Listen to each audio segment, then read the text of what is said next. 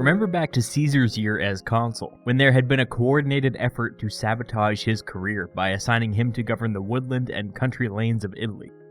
After achieving dominance over the Senate, he had replaced this dead-end job with the governorship of two provinces, Illyricum and Cisalpine Gaul. Governing two provinces at once was unusual but not unprecedented. Then, when the governor of neighboring Transalpine Gaul unexpectedly died, he had that province assigned to himself as well. By the way, for the sake of simplicity, I keep on using the word governor, but the Romans used the words proconsul and propraetor, which doesn't exactly mean the same thing.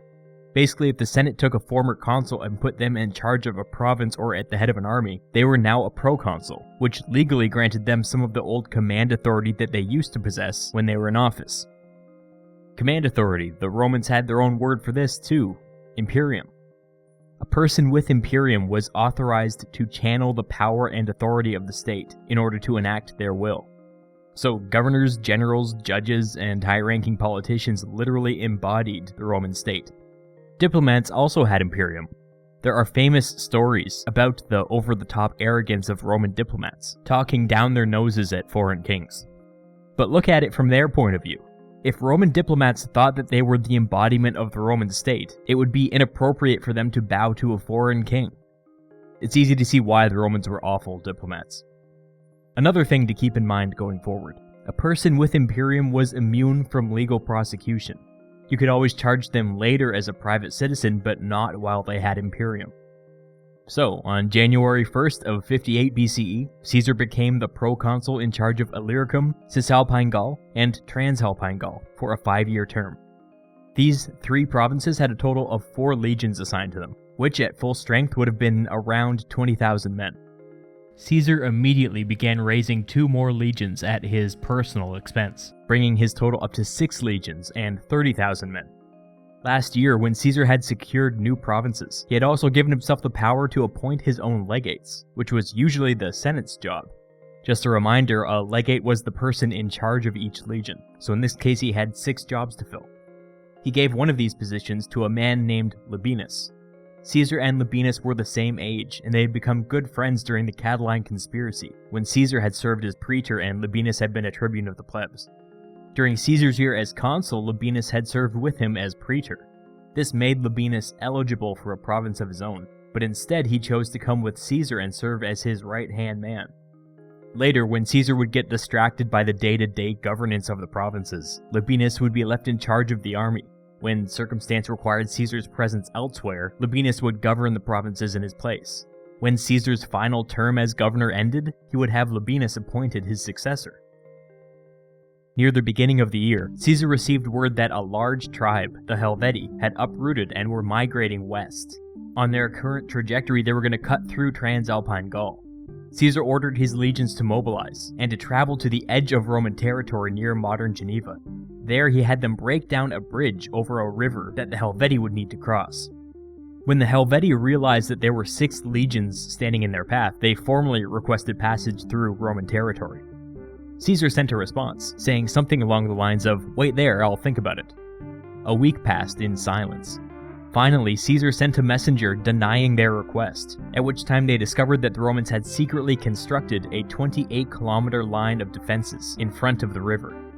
What was Caesar doing here? If you want to give him the benefit of the doubt, you can. He would argue that the Romans were allied with many of the Gallic tribes in the area, and they didn't want 300,000 militaristic Helvetii moving into their territory and upsetting the delicate balance of power. But in my opinion, Caesar wasn't acting in good faith here. He had started mustering extra legions before the Helvetii had even entered the picture. If you ask me, this had more to do with Caesar settling his debts than it did with maintaining the status quo. The Helvetii were upset by Caesar's refusal. Some of them were like, to hell with this, and decided to independently cross the river anyways. Caesar had anticipated this. He didn't have enough men to defend the entire 28-kilometer line at once, but wherever a group of Helvetii tried to push, Caesar and his men converged on that location. The Helvetii made several attempts over several days, but Caesar repulsed them every time. The Helvetii were beaten, and decided to go around Roman territory by marching north. Before too long, some of Rome's Gallic allies started to get word of a massive Helvetii migration coming their way, and sent panicked messages to Caesar asking for assistance. With this thin justification, Caesar set off in pursuit of the Helvetii, and caught up with them at the Arar River, which we now call the Saône. The Helvetii were having difficulty with the river, and a simple crossing had dragged on for weeks. Caesar launched a surprise nighttime attack, but due to low visibility and general confusion, he was not very successful, and most of the Helvetii on his side of the river were able to retreat safely into the woods. The next morning, Caesar and his men started construction on a bridge across the river. They were finished within hours, and the next day Caesar and his 6 legions had crossed the river, and they were on to tracking the rest of the Helvetii. When Caesar caught up with them, the Helvetii sent a diplomat to meet with him. They didn't really accomplish anything, they just ended up airing grievances at each other. It now seemed pretty clear that there was going to be a battle. Caesar assembled his legions and sent his 4,000 cavalry forward to screen his infantry as they advanced. The cavalry walked right into an ambush. The ambush was small in scale, but the Romans still took heavy losses and were routed. This was Caesar's first proper military encounter in Gaul, and it ended in defeat. But it could have been a lot worse. At least the cavalry took the brunt of the attack, and were able to disengage when they were beaten. If the infantry had walked into this, it could have gone a lot differently. After this, Caesar must have felt humbled, because he moved much more cautiously. The Helvetii continued their migration north, and Caesar shadowed them the entire way. Whenever they stopped moving, the Helvetii would deploy for battle, but Caesar never took the bait. This went on for several days. One day, the Helvetii ended their march in front of a steep hill. Caesar pulled Labienus aside, and together they hatched a plan. In the middle of the night, Labienus was to march off with 2 of Caesar's most experienced legions. The plan was for Labienus to march all the way around the Helvetii position in the dark, and take the hill behind them before the sun came up. At dawn, Caesar would march out and deploy for battle. Labienus was to hold his position until the moment he saw Caesar's forces come into contact with the Helvetii. When that happened, he was to charge downhill and hit them in the rear. A key ingredient to this plan was trusting that the Helvetii wouldn't be stupid enough to attack uphill, even though they would outnumber Labienus' detachment 7 or 8 to 1. If they did attack uphill, that would screw up the plan a little bit, but all Labienus would need to do was hold off the Helvetii until Caesar could come to the rescue. That's why he had the 2 most experienced legions with him.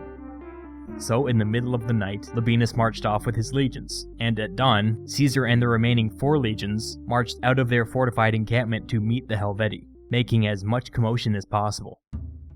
He sent his cavalry to scout ahead. Before long, his scouts came back, with reports that there were Helvetii all over the hillside, and Labienus was nowhere to be found. This was bad. Caesar abruptly threw his legions into a defensive line. Then he sent out all of his scouts with very simple orders. Find out what happened to Labienus' legions. They stayed deployed like this all day, prepared for an overwhelming attack, but it never came. Finally, the scouts came back. Labienus had been waiting on the hill the entire time. The first report had been wrong. The Helvetii had been completely unaware that anything was going on. Caesar must have been pretty angry, because when he was writing his account of this incident 12 years later, he names names and throws the scouts responsible under the bus. By this point, it was near dusk, so Caesar sent a messenger to Labienus, telling him to abandon the plan and come back to camp. The next day, Caesar finally had to deal with the fact that his army was down to 2 more days of food. Some of his Gallic allies had been promising a food shipment for a while now, but these were Gauls of questionable loyalty, and so far none had arrived. But there was an allied Gallic outpost nearby, and if the Romans left first thing in the morning, they could make it there by sundown. That was the new plan. Caesar would get the food himself, and then he would continue to shadow the Helvetii.